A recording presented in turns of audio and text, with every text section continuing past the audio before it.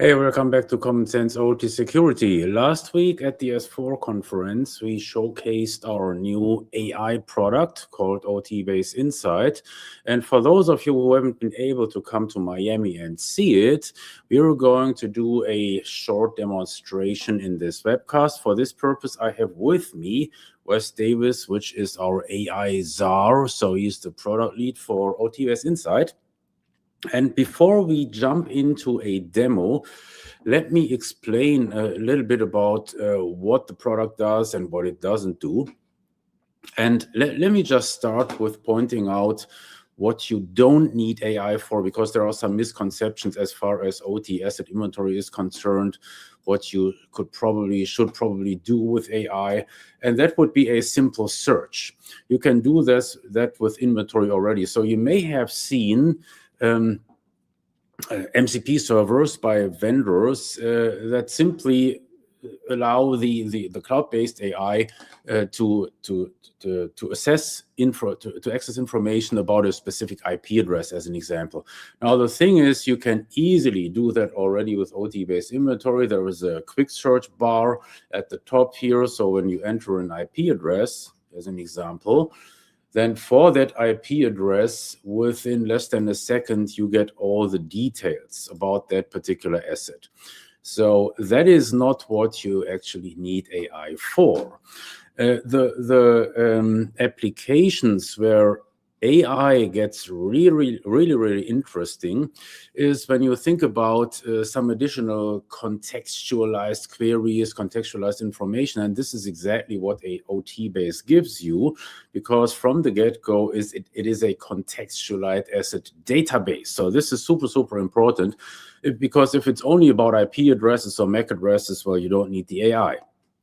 In OTbase, you have different context dimensions, such as location, such as system association, processes, physical processes, etc. And that is what you're actually exploiting with this new AI capability, because certainly the AI now can make sense out of these contextualized dimensions. The other thing that is super important when you think about OTbase Insight, it is local. So you don't need to expose your data to a public AI platform such as Claude or such as ChatGPT. We are going to show you a couple of examples how what you get locally with OTbase Insight running on your local machine is pretty much identical to what you would get from passing the same query to a public platform such as Claude. So that is the big deal with OTbase Insight. If you think about it, it's two things. So first, it is you can run it locally. You have full custody over your data set. It doesn't leave your premise.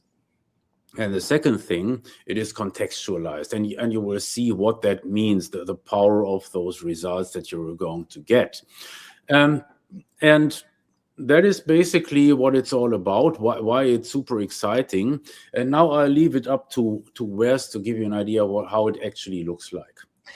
Yeah, thanks a lot, Ralph. Give me just a second here and I'll go ahead and share my screen. And while I'm getting that set up, just quickly talk about some of the points that Ralph had mentioned previously, which is that this is running locally, and with running locally, there are some inherent challenges to that. Obviously, if we wanted to plug one of the major cloud-based AI platforms in as the backend for this, you'd have a lot more capability. The sky's the limit pretty much, because those programs are robust enough with their millions and millions of dollars worth of hardware that you can pretty much have it. If it doesn't know how to do something or get a certain data point for you or whatever it is you're trying to do, it can build that in real time. You're a little more limited with local AI, but in some ways that's a good thing, because you wouldn't want an AI program on your back end that allows any user to create any query they want that may compromise the integrity of your data. You want something with a few more guardrails on it. And to that end, the local AI does fit the bill for that quite well, actually. And this isn't running on any extremely extravagant hardware. You know, we're running on basically for the demo at S4. And for this demo as well, we're running on not even a high-end gaming PC worth of equipment. So let's show what this can do. First of all, there's a couple of different ways you can get to OTbase Insight. You can go to it directly via your URL, or you can get to it from OTbase if you have that configured. Won't spend any time going into how that's configured. If you have it, we'll show you. But essentially, once you're in OTbase and you do have it configured, you can take any entity in here, such as a device or a network or a location, and you have this option now, Insight. That will jump you over to the OTbase Insight AI platform and automatically generate a AI summary of that particular entity. So as a starting point, let's look for something like one of our locations, Flat Rock.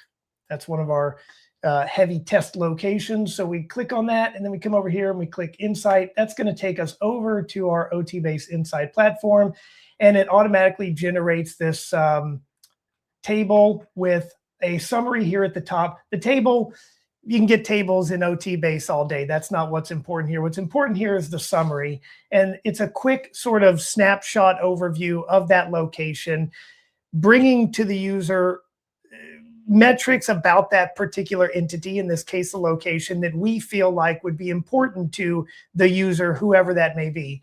I like to imagine I'm a SOC operator, and my responsibility is analyzing our security posture across all of our locations and our OT systems across our device asset portfolio.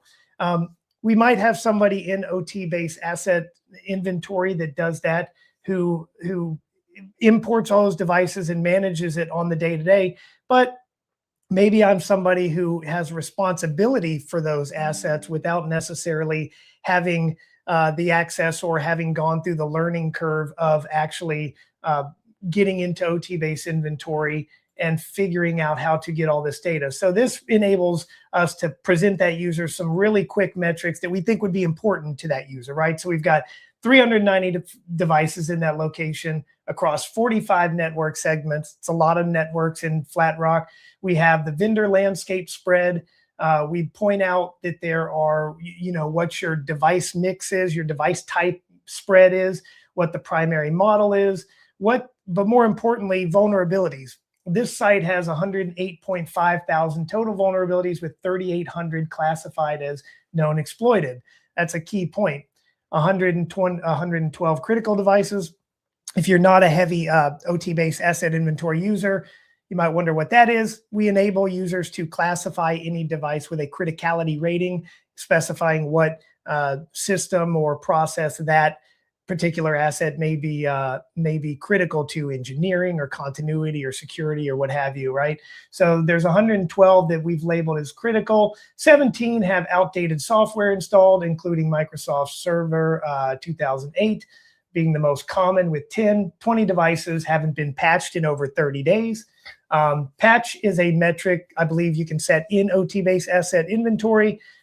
We can also set those specific to whoever's using OTbase Insight.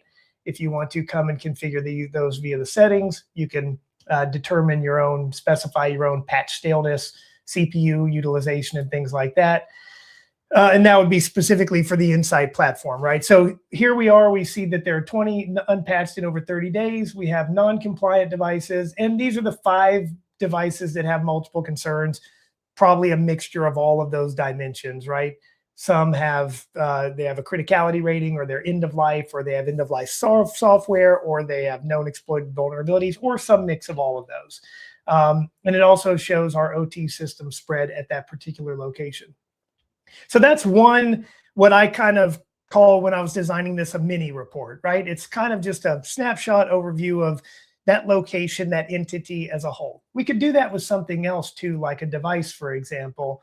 Maybe we wanted to see, I always feel like desktops have interesting metadata dimensions within OTbase, which is what makes OTbase so valuable. The metadata contextual information that we provide to users. And OTbase Insight aims to tie all of that metadata that we have together and provide it in an easily digestible manner. So maybe we come over here and look at this desktop, which is in Flat Rock, but let's run Insight on that. What do we get? So now we get it tells us what this is. It's a Dell Technology Optiplex located in Flat Rock. The desktop, it connects to 4 different networks. It has 1 package installed and is fully compliant with all applicable policies. So nothing really of note there. There's not a lot of health metrics that we would be concerned about. If there was, CPU utilization, storage, memory, those would surface here as well, but there's nothing to be concerned about, so we're not displaying that. And so there's your device. But we can also interact with this in a more natural language interface way. And this is kind of another use case that I had in mind in designing this, and especially after talking to some of the participants at S4, was how would you use this as just a chat interface, as another way to interact with your OT-based inventory, rather than going in and poking around and trying to find everything. Maybe I'm in here and I just asked something like, how many Windows 7 devices do I have? You know, excuse me. We know those are concerning because it's an end-of-life OS. So maybe we want to take a look at what we have for that in our landscape. And this will enable us to ask that using natural language. And pretty quickly, again, you know, this is local models that we're running here. So as with any AI, there's a little bit of latency there in asking questions and getting a response. That's to be expected. But here we can see we have 110 running Windows 7, and a little bit about, you know, why that's a significant security risk. It's an out-of-date, no longer supported OS. And here's some recommended immediate action for dealing with those Windows 7 devices.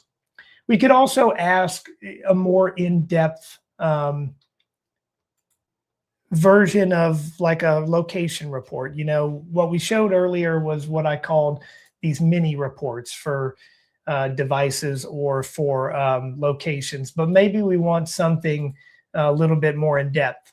Maybe we don't even have OTbase Insight. Maybe we have this installed on a server somewhere and I don't even have access to it. Somebody's wired this up to a VoIP phone and I can just call in and use the, because I'm streaming and all, I'm not going to demo this here, but maybe you have that hooked up where I can just pick up a line, call OTbase Insight and ask for a report. And I can ask it something like analyze Flat Rock, or I might say analyze Flat Rock and send a report to me to WD at yada, yada, yada.com, right? That might be something I want to do. And this will spend a little bit of time pulling a whole bunch of metadata from that location, the device counts, the vendor counts, the security risks, and putting that into a security assessment.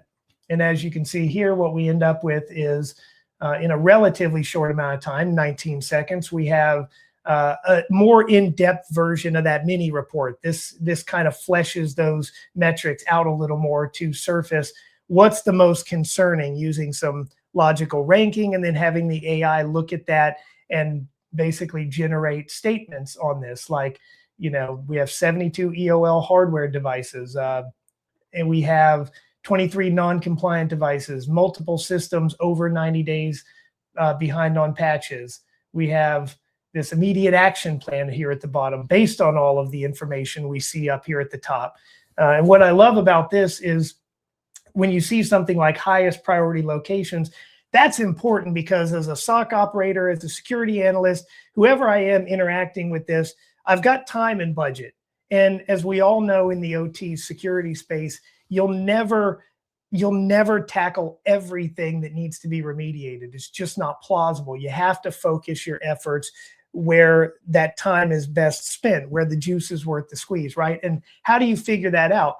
Well, traditionally in OT-based inventory, you have users who are power users. They know how to get all the data, get these reports, and surface what they might feel is important for you to see and to remediate. But having AI being able to look at the data and make objective data-driven decisions on what it feels are the most important locations to focus on and why, right? So if we're looking at Flat Rock, here are the 3 most critical high priority locations within that single location. We have the body and white unit 4, the body and white unit 6 and 2, and control room. And it tells you why. Well, this one has, 7 known exploited exposed devices. It has 605 critical vulnerabilities, 5 desktop systems, likely running vulnerable Windows versions. That could probably use a little tweak. They are running vulnerable versions. Keep in mind, this is a work in progress, so it is not perfect currently. But what you can see here is a great way to get a high level action plan, or at least the beginnings of an action plan. As with any AI, even with the biggest players out there, Claude and ChatGPT and all that, you're still the expert at the end of the day, and you're going to make those decisions based on what you know is important to your organization, to your leaders, to your stakeholders, whatever the case may be. But this provides a good way for a user to get a better idea more quickly about where they should maybe focus those efforts. Obviously, then we can come in here and say, well, these 17 EOL, these 72 EOL hardware devices, I'm not worried about those, so I don't care about those. But, there's 5 EOL software devices installed in the control room at the body and white unit, right? So that's a pretty good place to start. I can knock out 5 of these concerning remediation efforts right there in that one location. Same with patches. We can look and get a better idea without having to go dig through a bunch of systems and tables and learn something new. This is kind of a way that you can get that information more quickly and in a more natural language interface manner. And from what we learned talking with some of the customers at S4 was that this could be also a way to using scoped access that we already have in OTbase, whether we'll offer something where users can strictly scope to only Insight, and then within the scope of OTbase there, like maybe we want to only give SOC operator at this center, John, access to these 3 locations. That's all he's responsible for. So we can scope that access in OTbase asset inventory. So if he's using Insight, that's all he can see. And we might also, make it such that that particular user does not even have access to OTbase inventory at all. There's a bunch of different use cases and ways that our users have indicated this might be employed. These are just some of the ideas that we've heard and some of the things we've thought of over the past couple of months in designing this. I want to just stop there and, ask Ralph, I know you're still here. Is there any particular other area that we would want to look at for this demo? Because I can go anywhere, but I just want to see maybe what you think would be a good place to take us. I would say just throw in another couple of examples to give the audience an idea what they can expect. And again, what I would like to stress, this is running on a local machine. This is a what kind of GPU do you have in your system, Wes?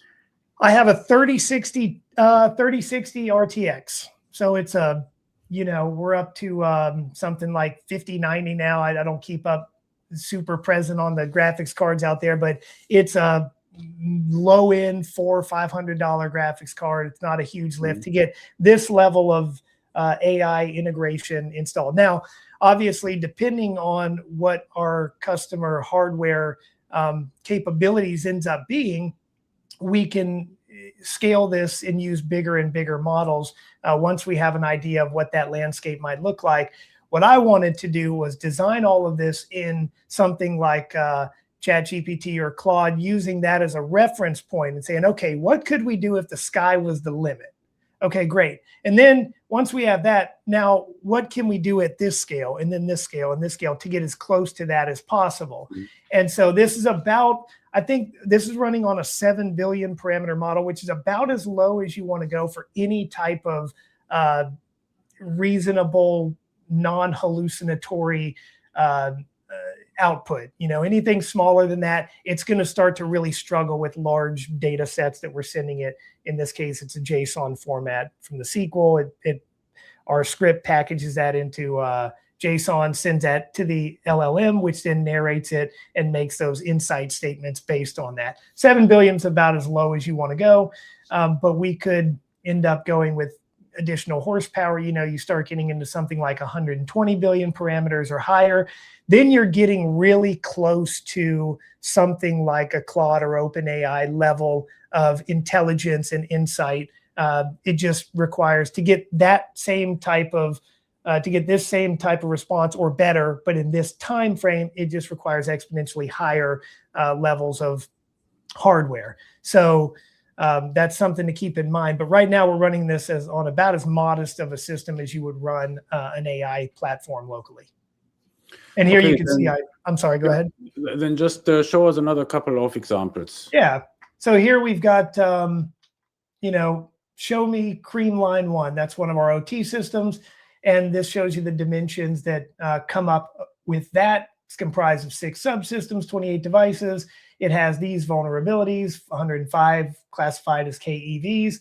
Only 1 device hasn't been patched in over 30 days, which is good. And there are 5 devices with multiple concerns. So I might say, show me those 5 devices with multiple concerns. And that should bring us, well, as I said, work in progress. What that should done is bring us back a chart of these 5 devices. And actually, if I were to go back 1 version, we would see that.